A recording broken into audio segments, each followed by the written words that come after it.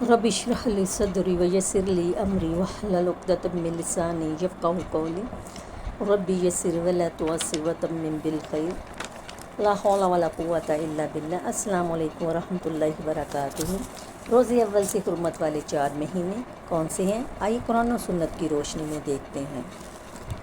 مہینوں کی گنتی کے بارے میں سورۃ توبہ کی آیت نمبر 36 میں اللہ سبحانہ و تعالیٰ ارشاد فرماتے ہیں، بے شک مہینوں کی گنتی اللہ کے نزدیک اللہ کی کتاب میں 12 مہینے ہیں، جس دن سے اس نے آسمان و زمین کو پیدا کیا تھا، یعنی اس دن سے اللہ نے 12 مہینے بنائے۔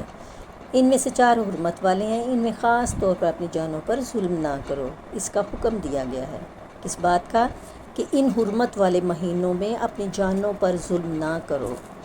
آئیے اس کی دلیل لیتے ہیں۔ صحیح بخاری کی حدیث نمبر 4662 میں اللہ کے رسول صلی اللہ علیہ وسلم نے حجۃ الوداع کے موقع پر یعنی یوم نحر کے دن فرمایا، زمانہ گھومتا ہوا اپنی اصلی حالت پر آ گیا ہے۔ جس دن اللہ نے آسمان و زمین کو پیدا کیا تھا، سال 12 مہینوں کا تھا، جن میں سے 4 مہینے حرمت والے ہیں، 3 لگاتار آتے ہیں، ذوالقعدہ، ذوالحجہ، محرم، جبکہ چوتھا ماہ رجب ہے جو جمادی الاخرہ ہے اور شعبان کے درمیان ہے۔ حدیث میں دیکھیں کہ پہلا ہی جو جملہ ہے، زمانہ گھومتا ہوا اپنی اصلی حالت پر آ گیا۔ اللہ کے نبی نے یہ کیوں فرمایا؟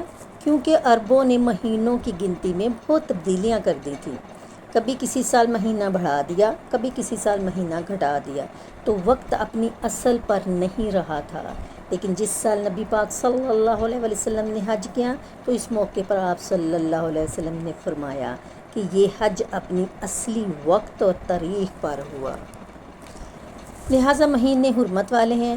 اس کی حرمت کیا ہے؟ کہ انسان حرام کاموں سے بچے، حرام کاموں سے بچے، کیونکہ اسلام سے پہلے بھی ان مہینوں میں جنگ کرنا منع تھی، لڑائی کرنا منع تھی، اسلام نے بھی اسے حرام کیا، ان کی یہی حرمت ہے۔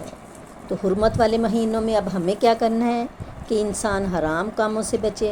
ویسے تو ساری زندگی انسان کو غلط کاموں سے بچنا چاہیے، لیکن اللہ سبحانہ و تعالیٰ نے یاد دہانی کے لیے، شوق دلانے کے لیے بعض دنوں کو بعض پر فضیلت بخشی ہے، پھر ان میں سے خاص کام کرنے کا حکم دیا ہے، جیسے رمضان میں روزے رکھنے کا حکم، ذوالحجہ میں حج کرنے کا حکم۔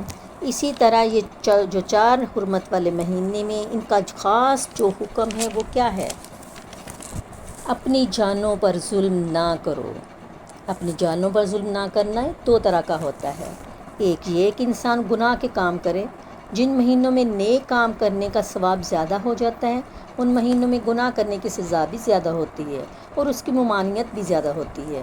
تو بطور خاص اگر انسان ان 4 مہینوں کی حرمت کی پریکٹس کرے تو پھر باقی مہینوں میں بھی اللہ حرمتوں کو پامال نہیں کرے گا۔ دوسرا یہ کہ انسان کسی دوسرے پر بھی ظلم نہ کرے، کیونکہ جو اپنے ساتھ دوسروں پر ظلم کرتا ہے وہ دراصل اپنے اوپر ہی ظلم کرتا ہے۔ جیسا کہ انسان دوسرے کے ساتھ احسان کرتا ہے یعنی نیکی کرتا ہے تو وہ اپنے اوپر نیکی کرتا ہے۔ قرآن پاک میں بھی تو آیا ہے، ان احسنتم احسنتم انفسکم، اگر تم نے احسان کیا تو اپنی جان پر ہی کیا، یعنی بظاہر ایسا لگتا ہے کہ انسان دوسرے کو فیور دے رہا ہے، لیکن حقیقت میں وہ اس کے اپنے ہی لیے بہتر ہوتا ہے، یعنی نیکی کا اجر اپنے آپ کو ملتا ہے۔ کیا؟ جنت کا راستہ۔ سبحانک اللہم و بحمدک، اشہد ان لا الہ الا انت، استغفرک و اتوب الیک۔